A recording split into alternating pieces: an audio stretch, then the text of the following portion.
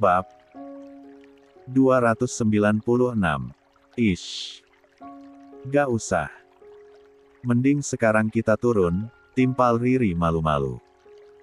Pipinya merona mengingat betapa garangnya ia tadi. Baiklah. Ayo kita turun. Ajak Ricky. Ia buru-buru turun lebih dulu kemudian membukakan pintu mobil untuk Riri. Hati-hati, kata Ricky seraya mengulurkan tangannya pada Riri. Gak sakit kan? Lanjutnya memastikan. Sedikit. Riri menyahut singkat sambil meraih tangan Ricky. Gak apa-apa. Nanti juga sembuh, balas Ricky. Keduanya bergandengan tangan menuju rumah dan langsung disambut oleh Naufal yang berlari ke arah mereka. Juga Siva yang merangkak dengan bersemangat. Ayah sama Tante Riri abis dari mana? Tanya Naufal. Ayah abis nganterin Tante Riri jalan-jalan, timpal Ricky. Naufal sudah pulang sekolah. Gimana sekolahnya? Lancar. Naufal mengangguk antusias. Sementara Riri langsung meraih Siva yang merentangkan tangannya minta dipangku. Aduh, kasihannya anak mama. Ditinggalin mama ya, nak. Celoteh Riri sambil mencifmi Siva yang terus mengoceh seolah begitu bahagia dengan kepulangan sang ibu. Rewel gak, Bu? Maaf Riri lama, tanya Riri saat menghampiri Bu Ratih. 183. Tadi sempat rewel waktu bangun tidur. Tapi setelah diajak ke depan sama Raya, diam juga akhirnya. Terus ibu suapin makan biar perutnya kenyang. Jadi gak ingat sefsu, timpal Bu Ratih. Syukurlah. Kalau Naufan. Lanjut Riri. Dia anteng ditemenin Bidarmi. Tidurnya juga pulas, jawab Bu Ratih. Alhamdulillah. Berarti mulai normal lagi dia. Padahal kemarin-kemarin rewel maunya digendong terus, balas Riri. Oh, iya. Raya mana, Bu? Sambung Riri. Di dapur. Lagi makan dia, jawab Bu Ratih. Mendengar kata makan, perut Riri tiba-tiba bersuara. Ia baru sadar jika dia pun belum makan. Apalagi tenaganya baru saja terkuras habis. Kamu jalan-jalan kemana? Kok gak bawa apa-apa? Gak belanja? Tanya Bu Ratih melihat tangan Riri yang kosong. Aku jalan-jalan doang. Riri garuk-garuk kepala salah tingkah. Hadeh, jalan-jalan doang cuma bikin pegel kaki. Kenapa gak sekalian belanja coba, balas Bu Ratih. Sudah aku tawarin, tapi Riri gak mau, Bu. Katanya besok lagi. Mungkin biar sering-sering jalan-jalan dan sering-sering keluar rumah. Ricky langsung menyambar dengan senyum tertahan. Tawanya hampir saja menyembur melihat Riri yang melotot ke arahnya. Ditawarin makan juga gak mau, Bu. Katanya mau di rumah saja, lanjut Ricky membuat mata Riri kian melebar. Kamu itu ada-ada saja, Ri, timpal Bu Ratih. Ayo, sayang. Makan dulu. Kamu pasti capek, ajak Ricky sambil merangkul pinggang Riri dan mengajaknya menuju ruang makan. Bagus ya, cuci tangan. Kata Riri pelan sambil mencubit gemas perut Riri. Maafkan. Habisnya aku bingung mau jawab apa. Atau aku bilang saja apa adanya kalau kita habis. Belum sempat Ricky meneruskan kata-katanya, Riri keburu menutup mulut Ricky dengan tangannya. Sud. Kata Riri dengan telunjuk di bibirnya. Ricky menahan tawa. Raut wajah istrinya itu terlihat sangat menggemaskan saat takut ketahuan seperti itu. Padahal keduanya sudah sah menjadi suami istri dan apa yang mereka lakukan sudah halal. "Mbak, sudah pulang?" tanya Raya yang berada di meja makan. "Iya, Rai, baru aja," jawab Riri. Ia lalu duduk di salah satu kursi makan, bersebelahan dengan Ricky. "Emang tadi gak makan waktu jalan-jalan?" tanya Raya lagi. Riri menggeleng. "Gak selera. Mau makan di rumah saja," elaknya. Ila mengisi piringnya dan sang suami dengan nasi juga beberapa lauk yang tersedia. "Ini, Mas," kata Riri sambil meletakkan piring Ricky di hadapan suaminya itu. 184. "Terima kasih." Ricky langsung melahap makanan itu dengan bersemangat. Begitu juga dengan Riri. "Kalian kayak orang kelaparan yang gak makan berhari-hari. Abis pada ngapain sih?" celetuk Raya sambil tertawa. Riri langsung melebarkan matanya sementara Ricky langsung tersedak mendengar penuturan adik iparnya itu. 185. "Mas, minum dulu." Riri buru-buru mengulurkan segelas air putih pada Ricky setelah batuk sang suami mulai mereda. Sementara Riri yang sudah tak heran dengan celetukan sang adik tiri yang sering ceplas-ceplos itu hanya mendelik pelan. "Aku cuma tanya loh. Kok sampai tersedak gitu makannya?" lanjut Raya dengan senyum tertahan. Melihat raut wajah sepasang suami istri yang tiba-tiba salah tingkah dan malu-malu itu, membuat Raya tak sulit untuk menebak apa yang telah keduanya lakukan. "Kan tadi Mas Ricky sudah bilang mau ngajak aku jalan-jalan," elak Riri tanpa berani menatap Raya. "Wah senangnya yang abis jalan-jalan. Ke mall mana, Mbak?" tanya Raya. "Ke mall?" Riri sempat melirik Ricky. "Matahari," sambar Ricky buru-buru. "Emang abis beli baju?" tanya Raya lagi. "Lihat-lihat doang. Tandai dulu. Besok-besok kesana lagi buat beli." Lagi-lagi Ricky yang mewakili menjawab. "Sudah, Rai. Nanya mulu. Kasian itu Mas Ricky lagi makan." Riri akhirnya bersuara. Ia takut pertanyaan Raya makin kemana-mana. Iya, maaf. Lanjutkan. Aku mau pamit soalnya. Mau pulang. Toh sudah ada Mbak Riri yang jaga anak-anak. Energinya juga sepertinya sudah tercas full, kelakar Raya sambil bangun dari duduknya. Kali ini giliran Riri yang langsung tersedak mendengar celetukan saudaranya itu. Sementara Raya sendiri langsung kabur sambil terkikik geli. "Ada-ada saja anak itu," kata Ricky geleng-geleng kepala setelah membantu sang istri untuk minum. "Apa Raya tahu ya, Mas, apa yang sudah kita lakukan?"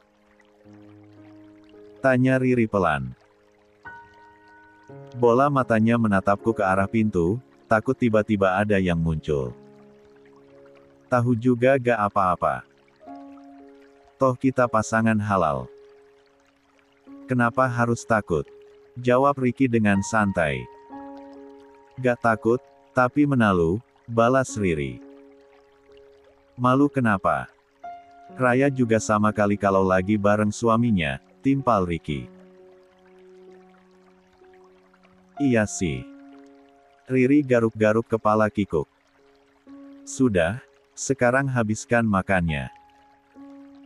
Biar ada tenaga. Apa mau aku suapin?" tawar Ricky. "Gak usah. Aku bisa makan sendiri," jawab Riri. Abis ini Mas mau kemana? Mau lanjutin kerjaan. Mau cek laporan mingguan bengkel mobil juga. Mungkin pulangnya agak telat. Abis maghrib kayaknya. Gak apa-apa kan? Timpal Ricky. 186. Riri menggeleng sambil tersenyum. Gak apa-apa. Tapi jangan terlalu capek ya. Pikirin kesehatan Mas juga. Doakan saja, agar aku selalu sehat agar bisa terus mengusahakan kebahagiaan untukmu dan keluarga kecil kita, pinta Ricky. Kalau itu pasti. Doaku akan selalu menyertai dimanapun Mas berada, timpal Riri. Terima kasih. Ricky meraih tangan Riri dan menciumnya. Riri mengangguk lalu menyandarkan kepalanya di bahu sang suami. Mencari kenyamanan sejenak sebelum sang suami kembali beranjak pergi. Di ambang pintu, diam-diam Bu Ratih memperhatikan kebersamaan sang putri dengan suaminya. Setetes air mata lolos begitu saja menyaksikan betapa bahagianya kehidupan sang putri kini. Lalekas mundur dan berbalik menuju ruangan depan sambil mengusap kedua matanya. Bagi seorang ibu, kebahagiaan anak-anaknya adalah hal utama. Kini ia yakin, doa seorang ibu juga berpengaruh pada nasib anak-anaknya. Jika dulu, Bu Ratih selalu merasa angkuh dengan kecantikan sang puter dan yakin putrinya itu akan mudah mendapatkan laki-laki kaya raya yang akan membahagiakannya. Nyatanya, tak seperti itu kenyataannya. Bukan kebahagiaan yang didapatkan melainkan kesedihan. Kesedihan sang putri menjadi salah satu hal yang membuat hati Bu Ratih hancur. Sejak saat itu, dia terus mendoakan kebahagiaan untuk putrinya. Doa yang tak pernah putus setiap harinya. Mata Bu Ratih beralih pada Siva yang sedang bermain ditemani Naufal. Senyumnya kembali mengembang. Kini, bukan hanya Riri yang bahagia, tapi juga Siva. Selain tak lagi kekurangan kasih sayang seorang ayah, Siva juga mendapatkan sosok kakak dari Naufal yang sangat menyayanginya. Aku berangkat lagi ya, sayang. Kamu hati-hati di rumah, kata Ricky setelah selesai bersiap. Mengganti kemeja yang sedikit kusut karena tadi teronggok begitu saja di lantai. Sejak beberapa hari yang lalu, Ricky memang sudah memindahkan barang-barangnya ke kamar Riri. Hingga ia tak perlu bolak-balik kamarnya sendiri hanya untuk mengganti baju. Selain itu, Ricky juga sedikit merombak isi kamar Riri. Jika dulunya di kamar itu hanya ada satu tempat tidur, sekarang menjadi dua. Satu tempat tidur untuknya dan sang istri, sementara satu lagi untuk Siva. Ricky sudah mempertimbangkan dengan baik semuanya. Ia tak ingin aktivitas malam-malam yang dilakukannya dengan sang istri membuat Siva terganggu. Beruntung kamar itu memiliki ruangan yang luas.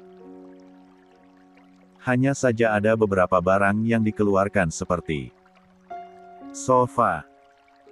Sementara kamar yang biasa digunakan oleh Ricky, kini dikhususkan untuk tamu seperti Bu Ratih yang sedang berkunjung. Hati-hati ya, Mas. Ricky melambaikan tangannya pada Ricky yang bersiap melaju dengan mobil hitamnya. Assalamualaikum, sayang, ujar Ricky. Ia sengaja menurunkan kaca mobilnya agar bisa tetap melihat sang istri.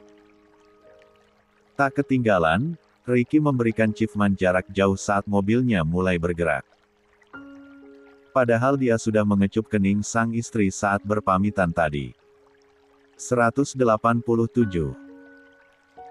Sementara Riri menangkap Chiefman jarak jauh tersebut lalu mengusapkan ke D4-danya sembari tersenyum manis melepas kepergian sang suami. Senyum Ricky tak hentinya merekah. Kini dia tahu, cinta yang setara besarnya benar-benar membuat hidup lebih berwarna. Membuat hidup lebih bahagia.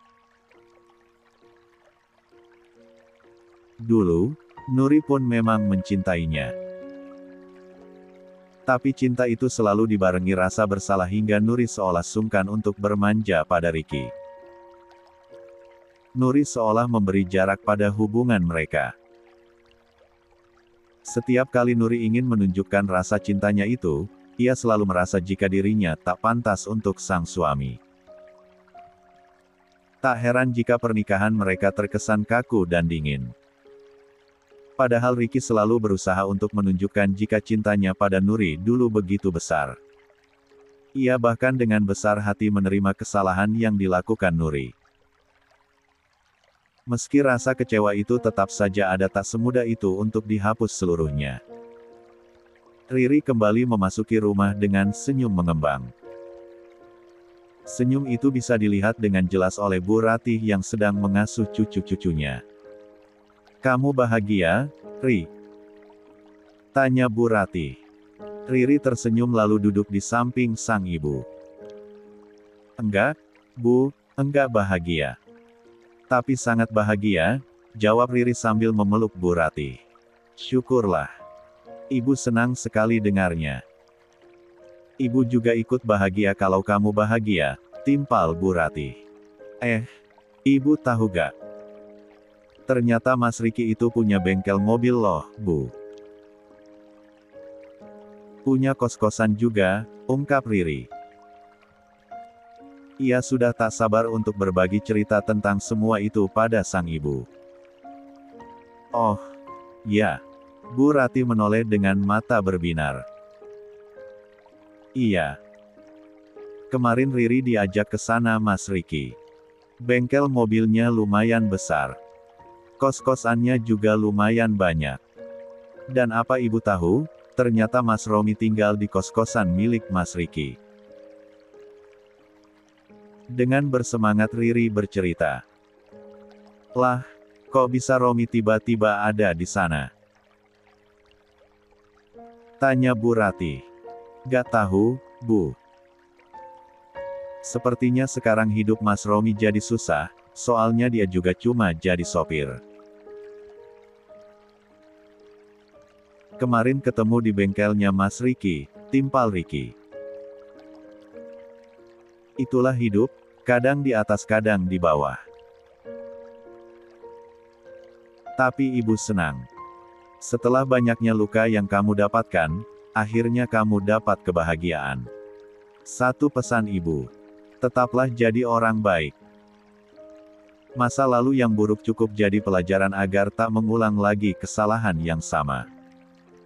Dan satu lagi, ternyata kesombongan dan keangkuhan hanya akan membawa kehancuran," balas Bu Ratih bijak. "Iya, Bu. Riri akan selalu ingat." "Ibu jangan bosan ingatkan Riri," tumpek Riri. "Pasti itu. Jangan lupa juga untuk selalu hormati suamimu. Dia itu surgamu. Abdikan hidupmu untuknya," pesan Bu Ratih. Riri mengangguk mengerti. Dari ibunya dia dapat pelajaran, meski Bu Ratih sempat menjadi orang yang tidak baik, tapi dia selalu ada untuk suaminya. Bagaimanapun keadaannya. "Bapak kapan kesini?" tanya Riri. 188. "Besok sama Aldi. Bapakmu gak mau lama-lama di sini katanya. Makanya kesininya besok sebelum hari H," jawab Bu Ratih. Riri mengangguk mengerti. "Ibu istirahat Gi. Anak-anak biar aku yang jaga," titah Riri. "Yang ada juga kamu yang harus istirahat. Sana tidur sebentar." "Lumayan. Mumpung anak-anak anteng," balas Bu Ratih.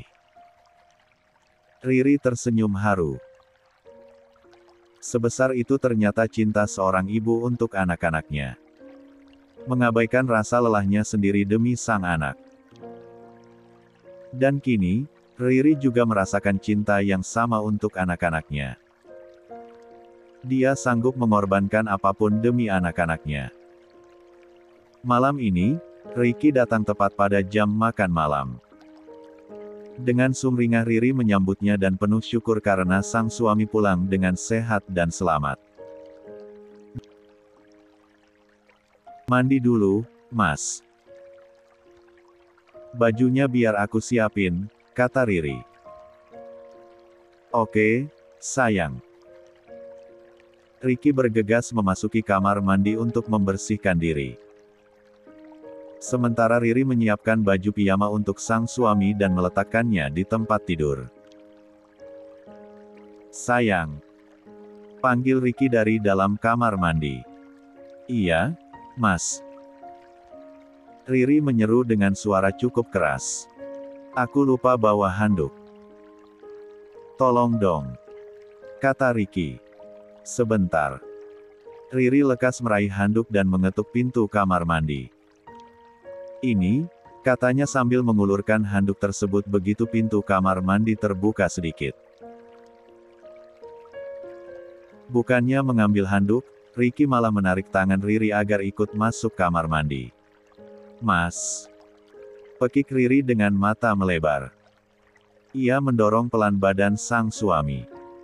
Ada ibu loh, lanjut Riri seraya menahan D4 das sang suami yang masih basah agar tak menempel pada badannya. Biarin.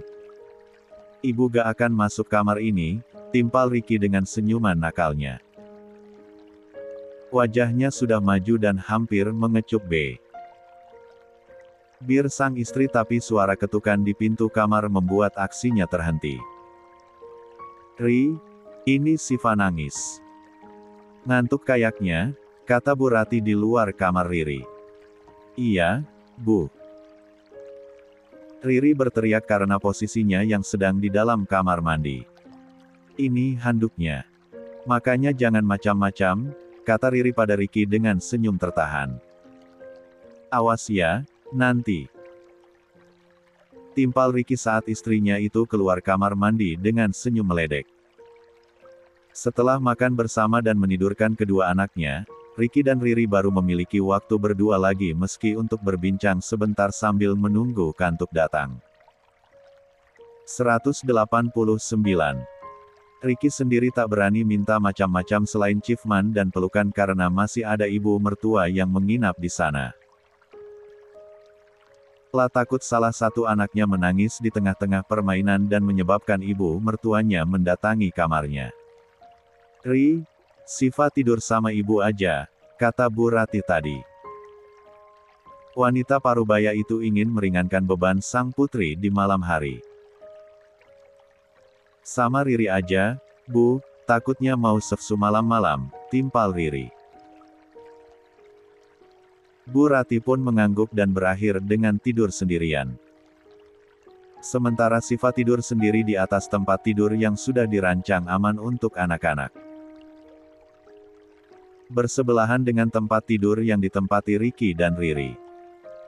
Sayang, kata ketua yayasan, besok mau ngirim orang untuk kerja di sini. Kamu lihat-lihat aja dulu ya, cocok apa enggak. Kalau cocok ambil, kalau enggak, jangan sungkan bilang. Biar aku minta ganti yang lain, kata Ricky.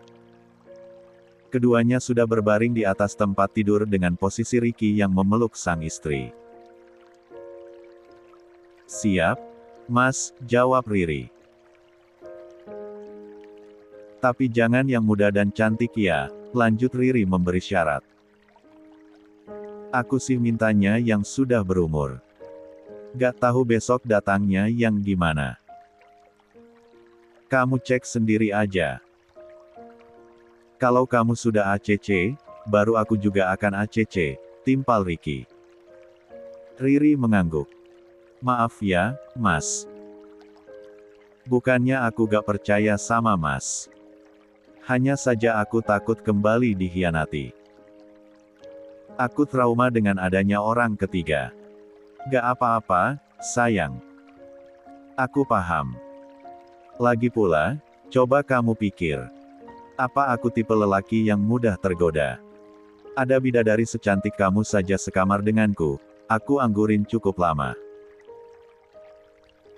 Padahal sudah halal untuk diapa-apain. Apalagi wanita lain, kata Ricky. Iya, Mas. Aku percaya. Semoga rumah tangga kita dijauhkan dari ujian orang ketiga ya, timpal Riri tanpa keraguan. Amin. Ricky menyahut singkat. Tangannya mulai bergerak-gerak nakal ke berbagai bagian tubuh sang istri. Nak yang ini boleh. Kelakar Ricky gemas. Tak boleh. Riri buru-buru menggeleng. Yang ini. Ricky berpindah pada yang sebelahnya. Tak boleh. Ini semua, untuk Siva malam ini. Ayahnya sudah cukup tadi siang, timpal Riri sembari menurunkan tangan sang suami. Nasib. Ricky terpaksa harus pefas dengan hanya memeluk sang istri sepanjang malam. Itu pun beberapa kali terganggu dengan bangunnya Siva dan Naufan. Juga aktivitas Riri yang harus memompa ASI di malam buta. Hal itulah yang membuat Ricky ingin segera memiliki babysitter untuk menjaga anaknya. Ia kasihan melihat Riri yang kurang istirahat sepanjang malam. Berkali-kali terbangun untuk memberi sefsu meski kadang Ricky turut membantu. Pagi, sayang. 190. Sapaan romantis selalu menjadi rutinitas Ricky pada sang istri begitu membuka mata. Dibarengi dengan kecupan singkat di kening dan pelukan hangat sebentar. Terbukti, hal itu mampu meningkatkan rasa cinta yang semakin besar dari hari ke hari. Juga membangkitkan semangat untuk menjalani hari. Pagi juga, Mas. Riri tersenyum penuh cinta pada Ricky. Senyuman yang selalu berhasil membuat hati Ricky meleleh. Apalagi pancaran mata sang istri yang selalu menatapnya penuh damba. Seolah istrinya itu tak sungkan mengungkapkan cinta meski hanya lewat pancaran mata. Mau sarapan apa pagi ini? Dengan manja, Riri bergelayut di lengan sang suami. Makan yang banyak, soalnya hari ini pasti sibuk sekali. Aku gak mau Mas kecapean, lanjut Riri perhatian. Tangannya mulai melingkar di pinggang sang suami dan memeluknya manja. Apa saja. Apapun yang kamu masak, aku pasti makan dengan banyak, jawab Ricky sambil memencet hidung sang istri gemas. Riri mengangguk antusias. Jam berapa mau jemput Bapak? Siang sepertinya. Aku mau cek dulu ke gedung buat resepsi besok. Memastikan semuanya sudah rampung seluruhnya, jawab Ricky. Baiklah, sahut Riri. Oh, iya. Nanti aku izin ke rumah Ayu ya. Anak-anak juga aku bawa, lanjut Riri. Usia Naufan yang sudah hampir 3 bulan memang sudah bisa diajak bepergian. Apalagi dalam jarak dekat. Tinggal didorong di dalam stroller. Boleh, sayang. Raya juga sepertinya sudah dilarang keluar rumah, balas Ricky. Dari kemarin-kemarin juga harusnya jangan keluar rumah, cuma Rayanya aja ngeyel. Bete katanya seharian di rumah. Padahal di sini juga cuma nemenin Siva, timpal Riri. Dia kangen keponakannya, sahut Ricky. Riri menyahut cepat. Aku siapin sarapan dulu kalau gitu. Riri melepaskan lingkaran tangannya di pinggang sang suami. Tunggu. Ricky menahan tangan Riri. Apa? Sun dulu. Jawab Ricky manja. Ia sempatkan diri untuk Melfmat B. Bir sang istri gemas. Ish. Masih pagi juga. Riri mengelap bibirnya dengan wajah merona. Setelah itu ia lekas keluar kamar untuk menyiapkan sarapan. Memulai aktivitas rutinnya sebagai seorang istri dan ibu. Melayani dan menemani Ricky sarapan, lalu mengantar sang suami hingga ke teras. Setelah kepergian sang suami, ia mulai disibukkan dengan kedua anaknya. Namun kini sedikit terbantu dengan adanya Bu Ratih di rumah itu. Suara bel berbunyi saat Riri baru saja selesai memandikan Siva. Ada tamu kayaknya, Ri, kata Bu Ratih. Kamu buka pintu, biar Siva sama ibu. Riri mengangguk lalu berjalan menuju depan. Membuka pintu dan menatap seorang wanita yang berdiri di 191 teras rumahnya.